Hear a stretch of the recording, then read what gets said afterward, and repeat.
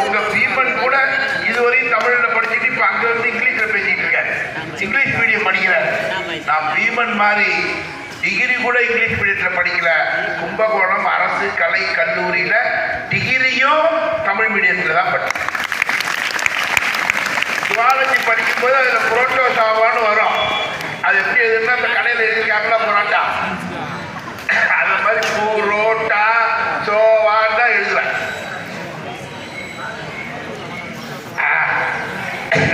காலேஜை பற்றி ஐயா சொல்றாங்க பாருங்க, அது வந்து கேம்பிரிட்ஜ்னு சொல்லுவாங்க. ஸோ எதற்காக சொல்ல வரேன்னா, குடும்பத்தினுடைய நிலையோ வறுமையோ பள்ளியினுடைய சூழ்நிலையோ ஒரு வாழ்விலே ஒருவர் முன்னேறுவதற்கு தடை இல்லை.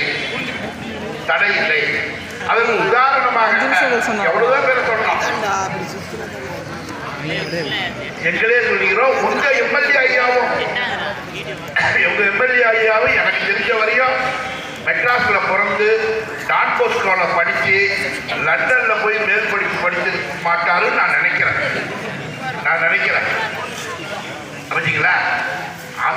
நான் படித்த பள்ளிக்கூடத்தோட மோசமான பள்ளிக்கூடத்தில் படிச்சுட்டு இன்னைக்கு பொது வாழ்க்கையில் இருக்கிறவங்க தான் உலகத்திலே சிறந்தவர்கள். நான் கூட சம்பளக்காரன் தான். என் பேர் பொது வாழ்க்கையில் இருக்கிறவங்க தான் உலகம் என்றைக்கும் நன்றியோடு நினைச்சு பார்க்கிறவங்க. அந்த வாழ்க்கையில் அவங்க இருக்காங்க. நாங்கள் எங்க இருந்தோ உதாரணம் சொல்லல, இங்கே இருக்கிறவங்களே உதாரணம். முத்தையா ஐயாவும் அதே மாதிரி தான். உங்க முருகேசன் இந்த பள்ளிக்கூடத்திலே படித்தவங்க தான். ஆகையினாலே வள்ளலா 10 வயது, உன் வயசோட சின்ன வயசு, 10 வயசுல இந்த மேடையில நின்று 10,000 பேருக்கு பிரசங்கம் பண்ணியிருக்காரு வள்ளலா. 10 வயது.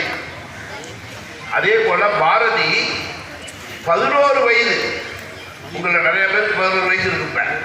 11 வயசுக்கு தான் அவருக்கு பாரதிங்கிற பட்டம் வழங்கப்பட்டது.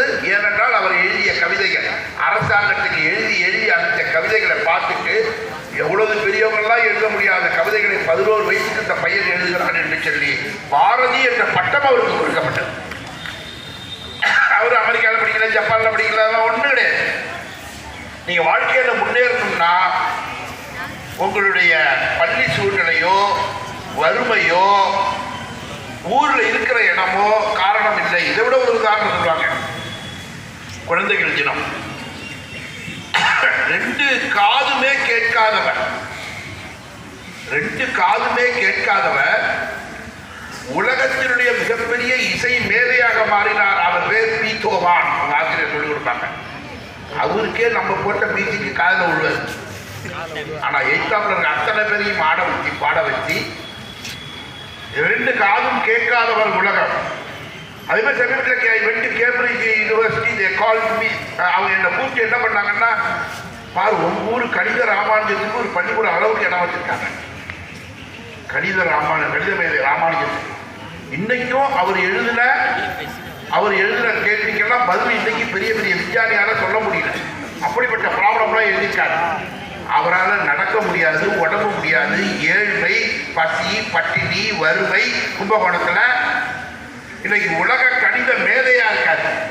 ஸோ நாம் முன்னேற வேண்டும் என்று சொன்னால் பள்ளியினுடைய சூழ்நிலையோ தாய் தந்தையினுடைய சூழ்நிலையோ வறுமையோ உடலிலே இருக்கக்கூடிய பாதிப்போ ஒன்று இல்லை என்பதற்கு இதெல்லாம் உதாரணத்தோட சொல்றேன்.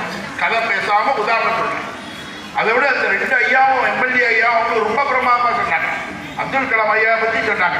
அப்துல் கலாம் ஐயா 7 வயதுல உங்களை மாதிரி இருக்கும்போது படிக்க வசதி இல்லாம ராமேஸ்வரத்தில் விடிய காலம்பர 4 மணிக்கு இன்னைக்கு போய் நின்னாலும் நட்டுக்கோ. அப்படியே அந்த நட்டுங்கிறதுல பேப்பரை மெட்ராஸ்லேருந்து வர நியூஸ் பேப்பரை வாங்கி வீடா பேப்பர் போட்டு அதை தண்ணி பட்டு போச்சு, பேப்பர் கிழிச்சு போச்சுன்னா 7 வயசு பையனை புரண்டியிலே தாங்குவாங்க. ஒரு அடி அடிப்பான், என்னடா பேப்பர் போடுறேன்னு. அப்படி அடி வாங்கி படித்த பிள்ளை ஒரு நாள் ஐயா சொன்ன மாதிரி மிஸ்ஸஸ் மேனஸ் பிரசிடென்ட் ஆஃப் இந்தியா அப்படின்னு ஒரு நாள் இந்தியாவினுடைய பிரசிடென்டா அவர் ஜனாதிபதியா வரும்போது உலகம் முழுவதும் அவருடைய பேப்பர் எல்லா பேப்பர்லையும் அவர் போட்டாவை போட்டான். அப்ப கவிஞர் ஒருத்தர் எழுதினார். அப்போ ஒரு கவிஞர் எழுதுறாரு, வீடாக பேப்பர் போட்டவருடைய போட்டோவை பேப்பராக உலகம் முழுக்களும் போடுகிறார் அப்படின்னு. எப்படி முன்னேறி வந்திருக்காரு பாருங்க. ஸோ உங்களுக்கு அவ்வளவு வாய்ப்புகள் இருக்கு. காந்திகிராம் பல்கலைக்கழகத்துக்கு வாங்க.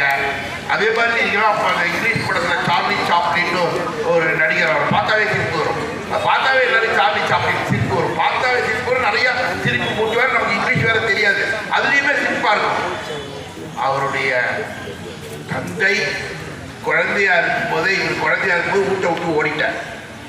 தாய் பைத்தியம் பிடிச்சி போச்சு.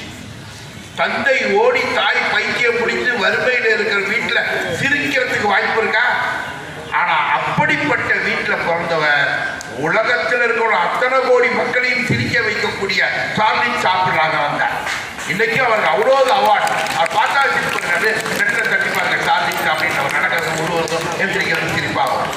ஸோ வாழ்க்கையில் இன்னைக்கு போனோம்னா நம்ம பொன்னியின் செல்வன் சினிமா பார்க்குறோம், புத்தக கடைக்கு போனால் ஒரு நாவலை வாங்கி படிக்கிறோமே, அந்த பொன்னியின் செல்வன் படத்தை, அந்த புத்தகத்தை எழுதிய கல்கி அவர்கள் பக்கவாதம், இருமல், ஆஸ்துமா, நேராக உட்கார முடியாது, குப்புறப்படுத்திக் கொண்டே பல நாவல்களை எழுதியவர். குப்புறப்படுத்திக் கொண்டே பல நாவல்களை எழுதியவர். அதனால மாணவர்களே, வறுமையோ உடல் சூழ்நிலையோ நாம் இருக்கக்கூடிய ஊரோ இதெல்லாம் நம்ம முன்னேற்றத்துக்கு எந்த காலத்திலும் தடை இல்லை என்பதற்கு ஆயிரக்கணக்கான உதாரணங்களை சொல்லலாம். நீங்கள் தான் உங்கள் நாட்டினுடைய எதிர்காலம். 2047 is being declared as the Viksit Bharat.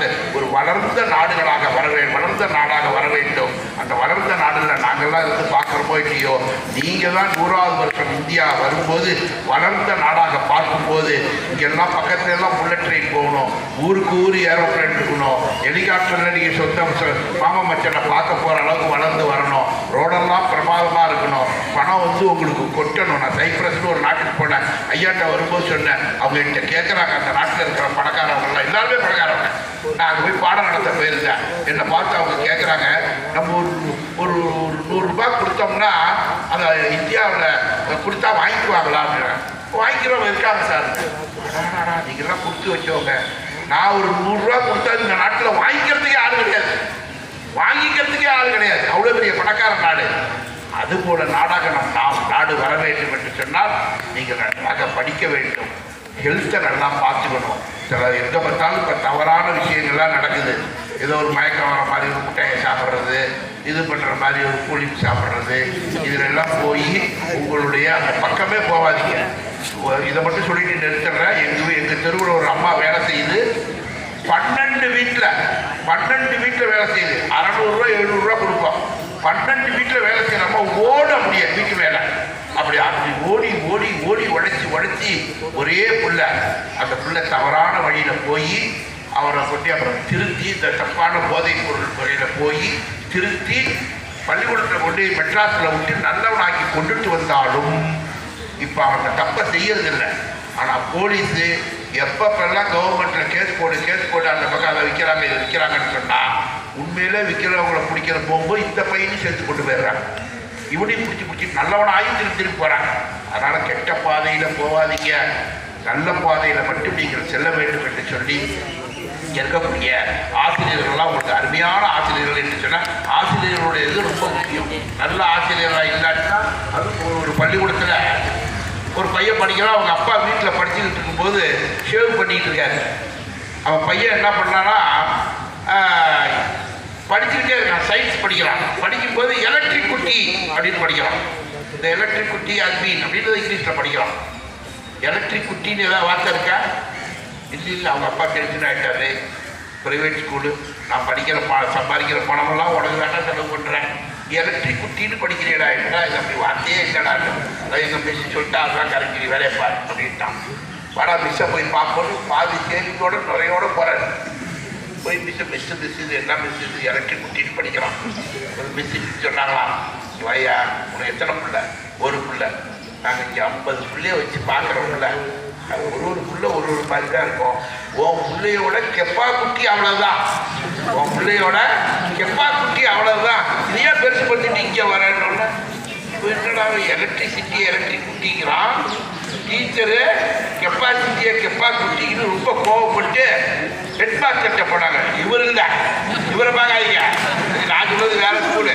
Head மாஸ்டர்கிட்ட போய் இது என்ன சார் இந்த மாதிரி என் பணம் பூரா பிள்ளைங்க செலவு பண்ணுறேன் இப்படி சொல்லி கொடுக்குறாங்களேன்னு அவர் கூப்பிட்டாங்க. வையா இவ்வளோ பிள்ளைகளை நாங்கள்லாம் மேனேஜ் பண்ணுறோம்ல, நல்லது கெட்டது ஒரு பள்ளிக்கூடத்தில் இருக்கதான் ஆகும். இதெல்லாம் நீ